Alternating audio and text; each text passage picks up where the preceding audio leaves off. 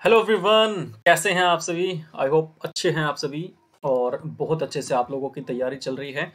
बहुत अच्छी न्यूज़ आप लोगों के लिए एक नई आ गई है। जैसे कि आप सभी को ऑलरेडी पता ही होगा, बहुत सारे यूट्यूब चैनल्स के ऊपर आपको इससे रिलेटेड वीडियो मिल गई है कि हमारा जो सीईटी सी ग्रुप का पहला एग्ज़ाम हुआ था, उसके रिजल्ट के बाद, स्कोर के बाद अब सीईटी सी ग्रुप के लिए जो है वो मेंस एग्ज़ाम आपका होने जा रहा है।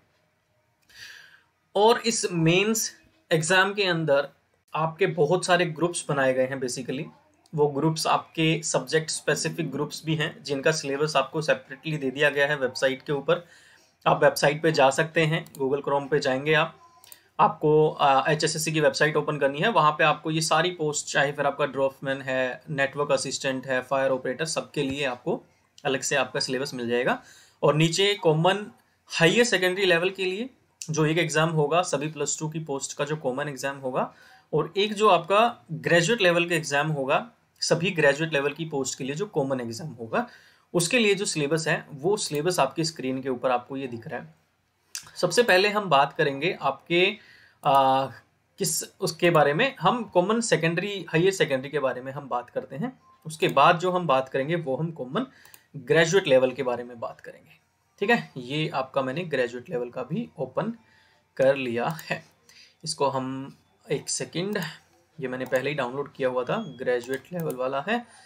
इसको भी हम हमारे एज के अंदर ही ओपन कर लेते हैं ताकि कुछ इशू ना आए और हम थोड़ा सा ड्रॉ वगैरह भी इसके ऊपर कर पाए।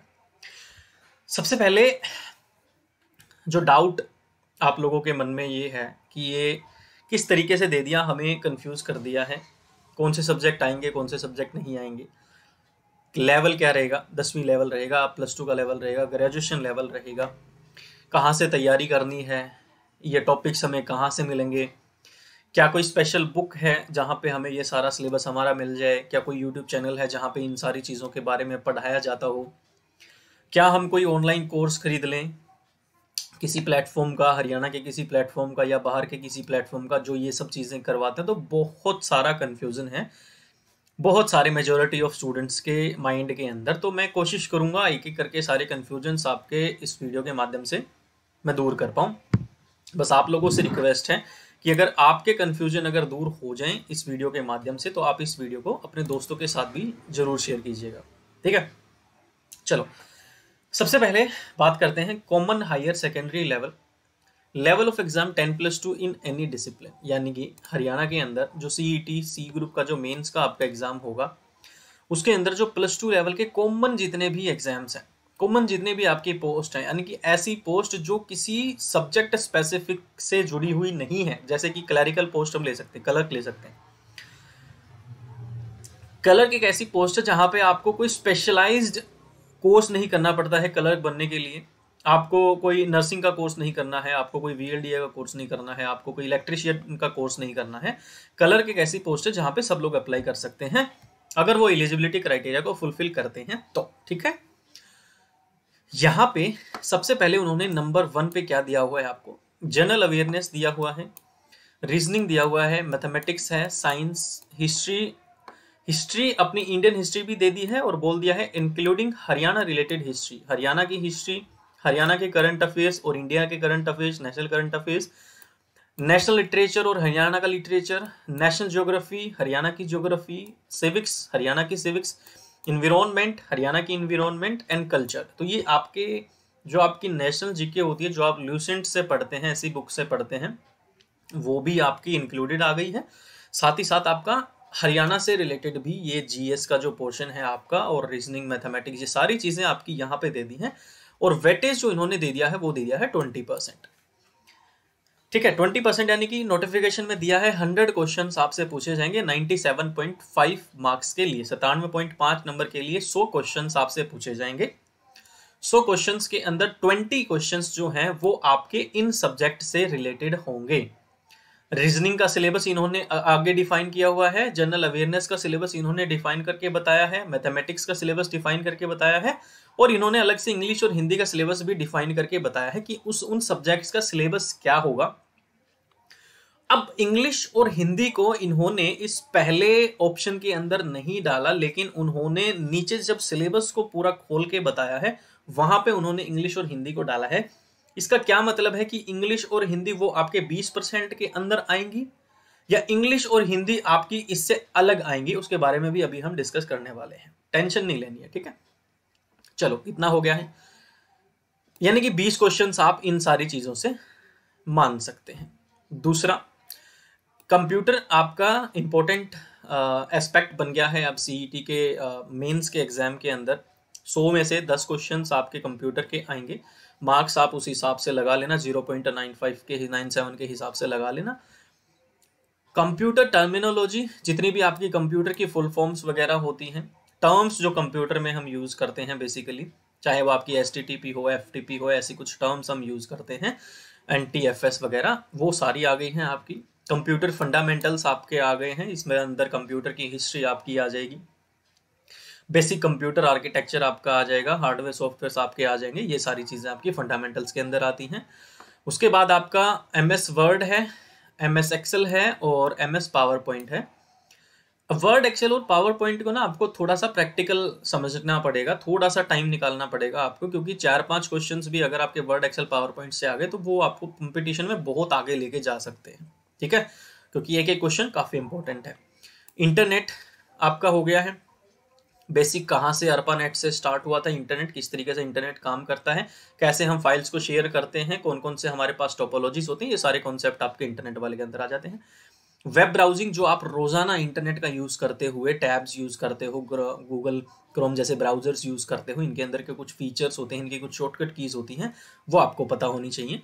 कम्युनिकेशन, वही इंटरनेट के अंदर ही आ जाता है कम्युनिकेशन का पार्ट। ईमेल्स भी आपके इंटरनेट के अंदर आ जाते हैं। जब भी हम कोई एक ईमेल किसी के पास भेजते हैं तो हम किन किन ऑप्शंस का उसके अंदर पूरा का पूरा यूज करते हैं, उन सभी के बारे में पता होना चाहिए। जब भी आप किसी वेबसाइट के ऊपर कोई डेटा अपलोड करते हैं या फिर कोई डेटा डाउनलोड करते हैं अपने सिस्टम के अंदर, उसमें क्या क्या ऑप्शंस हमारे पास होते हैं। टोटल 10 क्वेश्चंस आपको देखने को मिलेंगे आपके एग्जाम के अंदर, काफी इंपॉर्टेंट पार्ट है। इसके लिए मैं बहुत ही जल्द आपको वीडियोस प्रोवाइड करवाने वाला हूं, टेंशन मत लेना। तीसरे नंबर पर इन्होंने लिखा है सब्जेक्ट रिलेटेड सिलेबस। वेटेज जो है वो 70% है, यानी कि सब्जेक्ट रिलेटेड सिलेबस, अगर आपका कोई एग्जाम ऐसा है जहां पे कोई सब्जेक्ट स्पेसिफिक आना है, उसका वेटेज आपका 70% होगा। लेकिन अब कॉमन हायर सेकेंडरी लेवल, ये कॉमन के लिए भी आपका दे दिया है। इन्होंने बोला है कि जो एक हायर सेकेंडरी लेवल है ना, उसका एक कॉमन सिलेबस क्या हो सकता है, वो ये हो सकता है 20 नंबर में आपका 20 क्वेश्चंस में आपका जनरल अवेयरनेस वगैरह ये सब आ गया है, 10% में आपका कंप्यूटर टेक्नोलॉजीज वगैरह ये आ गया है और 70% में आपका सब्जेक्ट से जुड़ा हुआ आएगा, ठीक है। अब इन्होंने यहाँ पे ये एक लाइन लगा दी है और नीचे फिर इन्होंने अब स्टार्ट किया है सिलेबस को डिफाइन करना। भाई, जनरल अवेयरनेस के सिलेबस के बारे में तो बताएंगे ना, ये सिर्फ इतना ही लिख के अगर छोड़ देते हैं तो इसका मतलब क्या हम समझते हैं? इसका मतलब ये हम समझते हैं कि सब्जेक्ट रिलेटेड अगर पेपर है उसके अंदर तो 70% हमारा स्टाफ नर्स का आ गया, VLDA का आ गया, इलेक्ट्रीशियन का आ गया, लेकिन कॉमन पेपर के अंदर 70% सब्जेक्ट क्या आ सकता है? कॉमन पेपर के अंदर 70% में आपके जो ये नीचे दे दिए ना, ये सारे आपके 70% में ही आप मान के चलिए, ठीक है। जनरल अवेयरनेस क्या आ सकता है, किस लेवल का आ सकता है, कहां से हम पढ़ सकते हैं, ये आपको मैं अभी बताने वाला हूं। इन्होंने लिखा है questions from general awareness section are design to test the candidates general knowledge. आपकी सिर्फ एक आम जनरल नॉलेज को चेक करने के लिए एक पेपर को ये इस तरीके से सेट करेंगे कि एक एजुकेटेड पर्सन से ये उम्मीद रखते हैं कि वो उन क्वेश्चंस को आंसर कर पाएगा। कैसे क्वेश्चंस को आंसर कर पाएगा? उसको अपने देश की history, culture, geography, economic, general policy, awareness, scientific research, रोजमर्रा की जो लाइफ में जीके है वो, प्लस जो पास्ट हिस्ट्री आपकी जीके है उसके बारे में आपको नॉलेज होनी चाहिए। इसके अंदर आपकी लूसेंट बुक जो है वो आपकी हेल्प कर देगी। इसमें कोई हार्ड एंड फास्ट साइंस इन्होंने ऐसा कुछ नहीं लिखा कि पता नहीं क्या पूछेंगे, नॉर्मल वन लाइनर जीके आप लोगों की आने वाली है। इंडियन कॉन्स्टिट्यूशन का इन्होंने ऐसा नहीं लिखा है कि इंडियन कॉन्स्टिट्यूशन के बारे में ये बहुत ज्यादा डिटेल से पूछने वाले हैं। इन्होंने लिखा है इंट्रोडक्शन टू इंडियन कॉन्स्टिट्यूशन। एक ऐसा स्टूडेंट जिसको आर्टिकल्स के बारे में पता है, एक ऐसा स्टूडेंट जिसको प्रधानमंत्री की शक्तियों के बारे में पता है, प्रधानमंत्री की एलिजिबिलिटी के बारे में पता है, एज के बारे में पता है, सैलरी के बारे में पता है, राष्ट्रपति की शक्तियों के बारे में पता है, वाइस प्रेसिडेंट की शक्तियों के बारे में पता है, स्टेट लेवल पे सीएम की शक्तियों के बारे में पता है, गवर्नर के वर्किंग के बारे में पता है, इंट्रोडक्शन टू इंडियन कॉन्स्टिट्यूशन आपको पता होना चाहिए, आपके ट्रैफिक के रूल्स कौन कौन से हैं, ट्रैफिक के साइंस के बारे में पता होना चाहिए। अगर आप कोई ट्रैफिक का रूल तोड़ते हो तो आपको कौन सी पेनल्टी लगती है, भाई हेलमेट का चालान, हेलमेट नहीं लगाते हो तो कितना पेनल्टी आपको देना पड़ सकता है, तो आपको इन चीज़ों से भी अवेयर होना पड़ेगा। ठीक है, फर्स्ट एड से रिलेटेड सेफ्टी प्रिकॉशंस आपको क्या अपनानी चाहिए, अगर कोई एक्सीडेंट हो जाता है तो आपको वहाँ पे नॉलेज होनी चाहिए कि आपको किस तरीके से आपको हॉस्पिटल में फ़ोन करना है, आपको पता होना चाहिए पुलिस का नंबर क्या है इमरजेंसी का, हॉस्पिटल का नंबर क्या है इमरजेंसी का, welfare schemes run by government of Haryana and provisions. तो हरियाणा और इंडिया की जो वेलफेयर स्कीम्स हैं, जो नई नई स्कीम्स आती रहती हैं, उनके बारे में बेसिकली ये जो बात कर रहे हैं, ये आपकी नॉर्मल जो आप स्कूल लेवल पे आप चीज़ें पढ़ते हो सेफ्टी से रिलेटेड, ट्रैफिक रूल्स से रिलेटेड, वो सारी चीज़ें आपको पता होनी चाहिए इसके अंदर। ठीक है, फंडामेंटल्स ऑफ इंश्योरेंस, इंश्योरेंस के फंडामेंटल्स, जैसे कि कोई भी लाइफ इंश्योरेंस जब आप खरीदते हैं उसका जो एक कॉन्ट्रैक्ट होता है, उस कॉन्ट्रैक्ट में क्या क्या चीज़ें लिखी होती हैं, आपका प्रीमियम हम किसको बोलते हैं, कितना इंटरेस्ट आपका उसके ऊपर लगता है, कौन कौन एक लाइफ इंश्योरेंस के अंदर कवर किन किन का होता है, कितने कितने साल के लिए आप लाइफ इंश्योरेंस ले सकते हो, फायर इंश्योरेंस के बारे में, मराइन इंश्योरेंस के बारे में, आपके गाड़ी के, बाइक के इंश्योरेंस के बारे में जो बेसिक एक नॉलेज होती है हम लोगों को, वो आप लोगों को पता होनी चाहिए। ठीक है, ये सारी चीज़ें आपकी जनरल अवेयरनेस के अंदर आ जाती हैं, ध्यान रखना है आपको। ठीक है, और ये सारी चीज़ें आपको किसी पर्टिकुलर बुक से करने की बजाय आप लोग नॉर्मल इंटरनेट के ऊपर लिख सकते हैं, फार्म कोप इंश्योरेंस के बारे में डिटेल ले सकते हैं, कॉन्ट्रैक्ट ऑफ लाइफ इंश्योरेंस लिख के सीधा गूगल पे डालिए और सारी चीज़ें आप लोगों के साथ में आ जाती हैं। ठीक है, फिर आपका आता है जनरल इंटेलिजेंस। इसके अंदर वर्बल रीजनिंग जो होगी आपकी और नॉन वर्बल रीजनिंग जो होगी 12th लेवल की, वो आप लोगों से पूछी जाएगी। एक कोई भी आप किरण की एसएससी की कोई बुक ले सकते हैं, किरण चैप्टर वाइज बुक ले सकते हैं, या कोई भी रीजनिंग की ऐसी नॉर्मल बुक आप ले लें जिसके अंदर आपको सिमेंटिक एनालॉगी मिल जाए, आपको सिंबॉलिक ऑपरेशंस मिल जाएं, आपको फिगर्स कैसे कैसे बनती हैं, पेपर फोल्डिंग क्या होता है, नंबर क्लासिफिकेशन कैसे होता है, आपका कोडिंग डिकोडिंग का आपको पता लग जाए, शब्द, एक शब्द आपको दे दिया है, तोड़ मरोड़ के शब्द दे दिया है, उससे कोई नया शब्द कैसे बनाया जा सकता है, कौन सा शब्द बनाया जा सकता है, ये वाली रीजनिंग जो है बेसिक रीजनिंग आप लोगों से पूछी जाएगी। ठीक है, तो आपको एसएससी के 12th लेवल के जो पेपर हैं आप उनकी प्रैक्टिस कर सकते हैं, आपकी ये रीजनिंग वहां से पूरी की पूरी कवर हो जाएगी। इंग्लिश के अंदर आप लोगों को एक बुक है हमारे नीतू सिंह मैम की, प्लिंग टू पैरामाउंट वॉल्यूम 1 जो बुक है, आप उसको रेफर कर सकते हैं। ये वाली इंग्लिश आपको पूरी की पूरी उसके अंदर मिल जाएगी। Spot the error, spot the error अपने आप में कोई एक टॉपिक नहीं होता है। स्पॉट द एरर आपको एक सेंटेंस दिया जाता है जिसको टुकड़ों में तोड़ दिया जाता है, 4 टुकड़ों में। पहले 3 टुकड़ों में कोई ना कोई गलती होती है या नहीं होती है, और चौथा ऑप्शन होता है नो एरर। अगर आपको लगता है उस सेंटेंस के अंदर कोई गलती नहीं है तो आप डी ऑप्शन चूज कर सकते हैं। आपको लगता है कोई गलती है तो आप पहले 3 ऑप्शंस में जहां पे गलती है उसको चूज करके आंसर लगा सकते हैं। लेकिन उसके लिए आपको किस चीज की नॉलेज होनी चाहिए, आपको ग्रामेटिकल नॉलेज होनी चाहिए, आपको नाउन, प्रोनाउन, वर्ब, एडवर्ब, इन सारी चीजों के बारे में, रूल्स के बारे में पता होना चाहिए। कहाँ पे इज आता है, कहाँ पे वाज वर आता है, कहाँ पे हैज, हैड, हैव आता है, ऐसे पता होगा तभी आप गलती छांट पाएंगे। अलग से स्पॉट द एरर कोई टॉपिक नहीं होता है। ठीक है, आपको ग्रामर पे कमांड करनी पड़ेगी, उसके बाद आप एरर स्पॉट कर पाएंगे किसी भी सेंटेंस के अंदर। फिल इन द ब्लैंक्स में आप क्या फिल करेंगे आपको पता ही नहीं होगा। एक सेंटेंस दे दिया है, उसके अंदर एक खाली स्थान दे दिया है, उसके अंदर आप भरेंगे तभी तब आपको ग्रामर के बारे में नॉलेज होगा, वर्ड्स के ऊपर अच्छी पकड़ होगी। तो ग्रामर, यहाँ भी ग्रामर इंपॉर्टेंट हो जाती है आपकी, और यहाँ भी ग्रामर इंपॉर्टेंट हो जाती है। सिनोनिम, होमोनियम्स और एंटोनियम्स, ये भी आपको डेली न्यूज़पेपर पढ़ना पड़ेगा, वहां से आपको वर्ड्स कलेक्ट करने पड़ेंगे, उनके सिंटोनियम, हेनोनियम्स और एंटोनियम्स आपको तैयार करने पड़ेंगे। इसके ऊपर तो आपको खुद मेहनत करनी पड़ेगी। स्पेलिंग्स, आपको रूल्स कुछ होते हैं स्पेलिंग्स के, वोवल्स के, कहाँ पे वोवल आते हैं, कहाँ पे कॉन्सोनेंट आता है, ये आपको पता होना चाहिए। इस पे ऊपर थोड़ा सा आपको काम करना पड़ेगा। गलत वर्ड कैसे आप निकाल सकते हैं, मुहावरे, लकोक्तियाँ, idioms and phrases, one word substitution, ये सारे के सारे टॉपिक्स जो हैं आपको उस एक बुक के अंदर मिल जाएंगे। अगर उसको ढंग से थोड़ा सा आपने पढ़ लिया तो आपका इंग्लिश में बेड़ा पार हो सकता है। ठीक है, फिर आपका आया है क्वांटिटेटिव एप्टीट्यूड मैथमेटिक्स जिसको आप बोलते हैं। उसके अंदर आपका जो नंबर सिस्टम का टॉपिक है, आपको सिंपली क्या करना है, मैथमेटिक्स के लिए आपको 6th क्लास की मैथमेटिक्स की एनसीईआरटी की बुक से लेके और जो 10th क्लास की आपकी एनसीईआरटी की बुक है उसकी एक्सरसाइजेस को और उसके एग्जाम्पल्स को अच्छे तरीके से कंप्लीट कर देना है। मैथमेटिक्स में आपका एक भी नंबर नहीं कटेगा। जो भी टॉपिक आपको समझ में नहीं आता है, आपको डिस्काउंट नहीं पता कैसे क्वेश्चंस करने हैं, आपको यूट्यूब के ऊपर जाना है, आपको चैप्टर डिस्काउंट मैथमेटिक्स टाइप करना है और उससे रिलेटेड 5-6 इंपॉर्टेंट प्रॉब्लम्स जब आप देखेंगे तो आपको समझ आ जाएगा डिस्काउंट के क्वेश्चंस को कैसे सोल्व करना है। एनसीईआरटी 6 क्लास से लेके एनसीईआरटी 10th क्लास तक की बुक्स, आपका कंप्लीट मैथमेटिक्स जो यहाँ पे दिया हुआ है ये सारा का सारा आपका कवर हो जाएगा। इसमें कोई भी प्रॉब्लम आपको नहीं आएगी। आपको कहीं से कुछ भी ज्यादा हाई फाई मैथमेटिक्स सीखने की जरूरत नहीं है।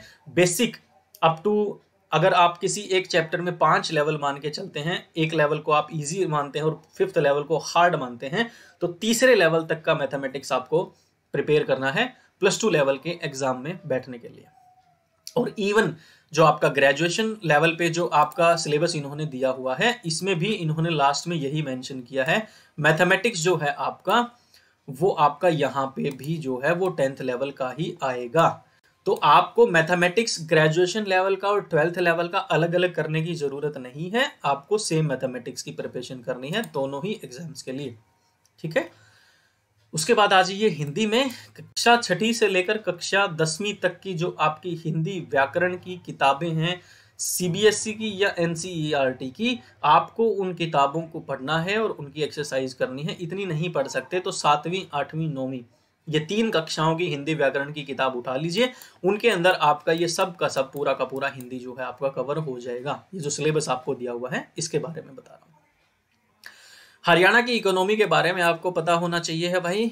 रूरल मार्केटिंग जो होती है आपकी, गांव के अंदर जब भी आप कोई चीज बेचने जाते हैं, वहां की एक मार्केट जो होती है और शहर की जो मार्केट होती है उसके अंदर क्या क्या डिफरेंसेस हमें देखने को मिल सकते हैं। गांव की मार्केट के अंदर हम किन प्रॉब्लम्स को फेस करते हैं जब भी कोई सामान खरीदते हैं या जब भी कोई सामान बेचते हैं। गांव की मार्केट के जो लोग हैं, जो व्यापारी हैं, और शहर के जो व्यापारी हैं, उनकी सोच में क्या डिफरेंस होता है। किसी प्रोडक्ट को जब वो बनाते हैं उसको बनाते समय क्या प्लानिंग होती है, किस बात को ध्यान में रख के उस प्रोडक्ट को बनाया जाता है, ऑडियंस कौन सी ऑडियंस को ध्यान में रख के उसको बनाया जाता है।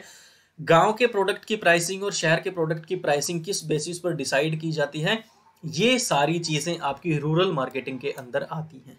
इसके लिए आपको इंटरनेट की हेल्प आप ले सकते हैं। आप सिंपली रूरल मार्केटिंग के बारे में जितना हो सके उतना इंटरनेट से पढ़ सकते हैं। जैसे मान लीजिए आप टाइप करते हैं रूरल मार्केटिंग स्ट्रेटजीज, ये देखिए आप एंटर करेंगे, आपके पास आ गया है यहाँ पे रूरल मार्केटिंग स्ट्रेटजीज डेफिनेशंस। इसके ऊपर क्लिक करके इसको ओपन कर सकते हैं आप।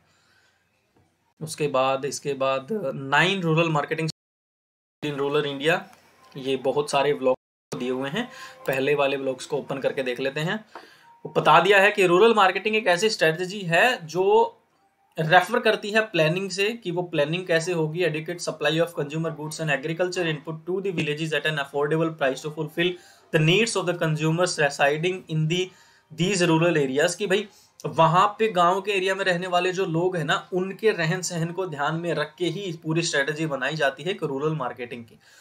किस तरीके से, एग्जाम्पल क्या दिए हुए हैं रूरल मार्केट के, इस तरीके से आपको पढ़ना है। प्राइसिंग स्ट्रेटजीज, ये देखिए आपका सिलेबस जो था यही था ना, ये देखिए प्राइसिंग दिया हुआ है सिलेबस में।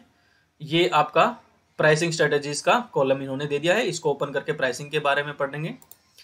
उसके बारे में प्रोडक्ट प्लानिंग के बारे में दिया हुआ था, ये आपका प्रोडक्ट स्ट्रेटजीज के बारे में आ गया है। उसके बाद आपका प्रमोशन के बारे में दिया हुआ था, ये आपका प्रमोशन स्ट्रेटजी। मतलब इस तरीके से आपको इंटरनेट के ऊपर अपना ये टॉपिक पूरा पढ़ना है और अपना तैयार करना है। इसमें कोई आपकी कुछ हेल्प नहीं कर पाएगा। कोई टीचर भी आपको पढ़ाएगा तो वो भी इसी तरीके से कहाँ से ढूंढ के मेहनत करके आपको एक, आप बोल सकते हैं कंबाइंड वे में आपको एक जगह पे दे देगा। तो आपको अगर ऐसा कोई टीचर मिलता है जो करा सकता है सारी चीजें तो वेल एंड गुड है। अदरवाइज आपको अपने हैंड पे ही मेहनत करनी पड़ेगी और आपको ढूंढना पड़ेगा। इन्वायरमेंटल साइंस ईवीएस की जो बुक्स हैं आपकी, ग्रासलैंड इकोसिस्टम, डेजर्ट इकोसिस्टम, ये सारा का सारा आपका एनसीईआरटी का सिलेबस इन्होंने दिया है 10th लेवल तक का। ईवीएस की जो आपकी बुक्स आती हैं बच्चों की, आप किसी से भी वो बुक ले सकते हैं, डिजास्टर मैनेजमेंट और इन्वायरमेंटल साइंस। वहां से आप लोग एनसीईआरटी की हेल्प से आप लोग पढ़ सकते हैं। 6ठी 7वीं से ईवीएस स्टार्ट हो जाती है आपकी। 9वीं 10वीं तक की जो ईवीएस की बुक्स हैं अच्छे से उनको पढ़िए, बेसिक्स क्लियर कीजिए और बेसिक्स क्लियर हो जाएंगे तो भी आप इसके अंदर बहुत अच्छा स्कोर कर सकते हैं। और वेटेज फिर इन्होंने दे दिया है आपका 10वीं तक का, 12th तक का वेटेज है आपका इसके अंदर, और ये जो टेंटेटिव है सिलेबस है इसके अंदर चेंजेस भी हो सकते हैं।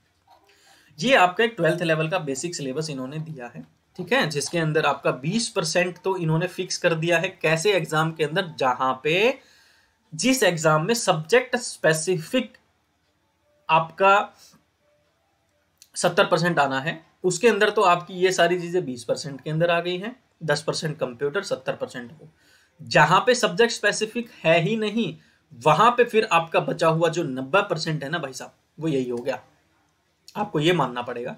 अब इसके अंदर मैथ के क्वेश्चन 7 आते हैं, 10 आते हैं, साइंस के क्वेश्चन 5 आते हैं, 10 आते हैं, ये डिपेंड करेगा जो इस एग्जामिनेशन को, एग्जाम को मतलब जो बनाने वाले हैं उन लोगों के ऊपर डिपेंड करेगा। तो ये चीजें समझो थोड़ा सा ना। चलो भाई, थोड़ा सा ग्रेजुएशन लेवल के बारे में बात करते हैं। बहुत सारे बच्चे डर गए हैं कि ग्रेजुएशन लेवल में क्या दे दिया है, कुछ नहीं है, ध्यान से सुनो, सब समझ में आ जाएगा, ठीक है। चलो, लंबा वीडियो ना हो जाए इसलिए मैं जल्दी से जल्दी कवर करने की कोशिश करता हूं। ये देखिए सेम वही है, अगर सब्जेक्ट स्पेसिफिक कोई एग्जाम है आपका ग्रेजुएशन का, तो 70% आपका सब्जेक्ट आ जाएगा और 30% में आपकी ये चीजें आ जाएंगी। हम तो कॉमन की बात कर रहे हैं, तो कॉमन में ये 20 प्लस ये 70, 90% आपका ये सेम सिलेबस आ गया, 10% आपका यहाँ पे कंप्यूटर आ गया। उसके अंदर हो सकता है 20 की हरियाणा जी के आ जाए या 5 नंबर की हरियाणा जी के आ जाए, 15 का मैथ आ जाए, 10 का मैथ आ जाए, किसी को कुछ नहीं पता, क्योंकि वो चीज इन्होंने बताई ही नहीं है, ठीक है।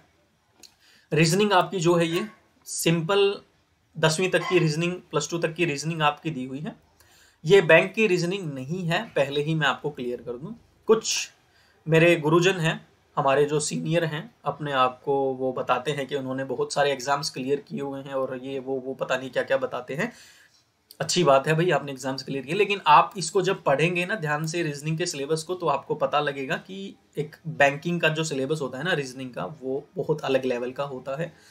बहुत ही ज़्यादा मेहनत करनी पड़ती है बैंकिंग की रीजनिंग को क्लियर करने के लिए। लेकिन ये आपका एक कॉमन एग्जाम है जिसके अंदर आपके 5 से 7 से 8 से 10 क्वेश्चन रीजनिंग के हो सकता है पूछे जाएं। तो आपसे रीजनिंग के क्वेश्चन अगर बैंकिंग लेवल के पूछेंगे तो आप बाकी पेपर को कैसे अटेम्प्ट करेंगे, थोड़ा सा समझिए चीज़ों को। बैंकिंग के अंदर जो होता है सीटिंग अरेंजमेंट के इतने बड़े बड़े क्वेश्चंस आते हैं जिसको सोल्व करने में आधा आधा घंटा 15-15 मिनट लग जाते हैं। वैसे क्वेश्चंस यहाँ पे नहीं पूछे जाएंगे, ये आपके बेसिक रीजनिंग है, वही सब रीजनिंग है जो आपकी एसएससी के अंदर आती है, उसी रीजनिंग को आपको कंप्लीट कवर करके जाना है। समझ रहे हैं, कोई भी एक बुक जो आपको पसंद आती है, जिसके अंदर आपको अच्छा लगता है, एसएससी के प्रीवियस ईयर के जो एग्जाम्स हैं उन पेपर्स को उठा लीजिए, उनको सोल्व कीजिए, तैयारी आपकी रीजनिंग की हो जाएगी, कोई दिक्कत नहीं है। जनरल अवेयरनेस में आपका इंट्रोडक्शन टू इंडियन कॉन्स्टिट्यूशन वही सब इसके अंदर दिया हुआ है, ट्रैफिक साइन, पेनल्टीज, वही आपका सिलेबस है जो आपका +2 लेवल का जनरल अवेयरनेस का था। तो आपका सिंपल जो आप पढ़ते आ रहे हैं अपना ल्यूसेंट को फॉलो कर सकते हैं, और जीएस आपका कंप्लीट जीए। मैथमेटिक्स आपका 6ठी से लेके 10वीं तक का जो मैथमेटिक्स है वही आएगा, ये देख लीजिए आप, यहाँ पे नीचे दिया हुआ है इन्होंने साफ साफ, part C will be of 10th standard level. और पार्ट सी कौन सा है ये देख लीजिए आप अपना, part C quantitative aptitude math आपका 10वीं लेवल तक का ही आएगा। इवन आपका पेपर कौन सा है, ग्रेजुएशन लेवल का है। तो मैथ के अंदर टेंशन नहीं लेनी है। और ये जब सिलेबस है ना जो भी आपका, ये जब आप 6ठी से 10वीं तक की एनसीईआरटी की किताबों का सिलेबस देखोगे ना, तो आपको पता लगेगा कि ये वही सिलेबस दिया हुआ है। तो +2 लेवल के लिए, ग्रेजुएशन लेवल के लिए 6ठी से लेकर 10वीं तक की मैथ की एनसीईआरटी डाउनलोड कर लो, फ्री में डाउनलोड होती है।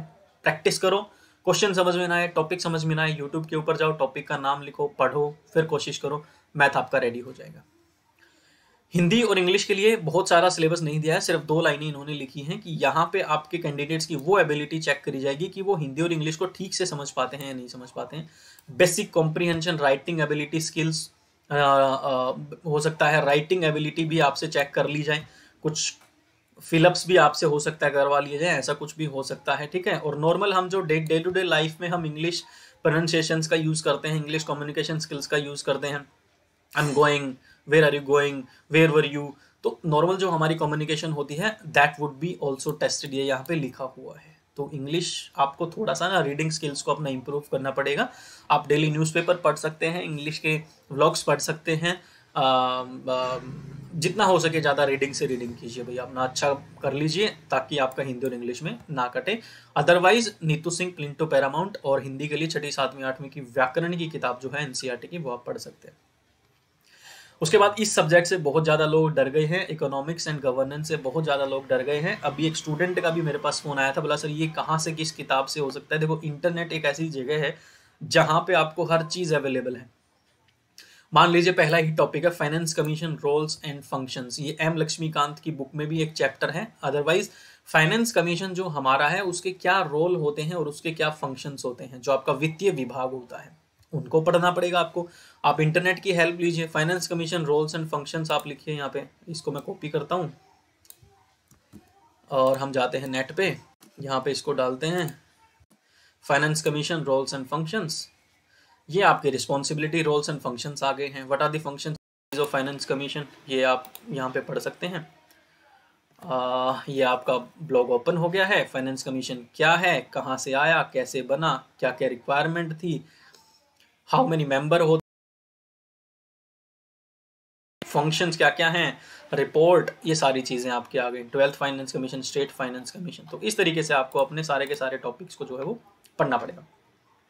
Basic concepts of economics and introduction to micro economics. तो बेसिकली हम इकोनॉमिक्स को दो पार्ट्स में डिवाइड करते हैं, माइक्रो इकोनॉमिक्स और मैक्रो इकोनॉमिक्स। ठीक है, माइक्रो इकोनॉमिक्स के अंदर आपकी डेफिनेशन आ गई है, इकोनॉमिक्स का स्वभाव कैसा होता है, इकोनॉमिक्स को पढ़ने के कौन कौन से तरीके होते हैं, और आपकी जो इकोनॉमी होती है या फिर जो भी आप प्रोडक्शन करते हैं देश के अंदर, वहाँ पे हमें क्या क्या प्रॉब्लम्स फेस करनी पड़ती हैं, वो आपके आ गए हैं माइक्रो इकोनॉमिक्स के अंदर।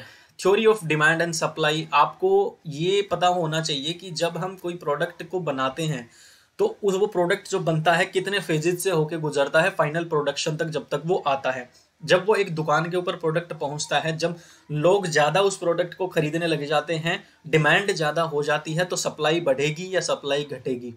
सप्लाई ज़्यादा करती है, डिमांड कम है, तो ग्राफ किस तरीके से जाएगा, ये आपको पता होना चाहिए theory of demand and supply के अंदर। Theory of production and cost, एक चीज़ को बनाने में क्या क्या फैक्टर्स यूज होते हैं, प्रोडक्शन के कौन कौन से कानून होते हैं, ये आपको पता होना चाहिए। पैसा किस तरीके से निर्धारित किया जाता है, मोनोपोली मार्केट कौन सी होती है, ओलिगोपोली मार्केट कौन सी होती है, डुओपोली मार्केट कौन सी होती है, मोनोपोलिस्टिक कंपटीशन, मार्केट में एक इंसान है, एक दुकान वाला है जो बहुत सारे प्रोडक्ट बेच रहा है, एक दूसरा 20 और दुकानदार वहां पे आ गए हैं, तो उसकी वैल्यू जो है वो थोड़ी सी वहां पे कम हो जाती है अगर वो सेम प्रोडक्ट बेचना स्टार्ट कर देते हैं। तो मार्केट के बारे में चैप्टर्स आपको पढ़ने पड़ेंगे, इंटरनेट पे सारी चीज़ें अवेलेबल हैं।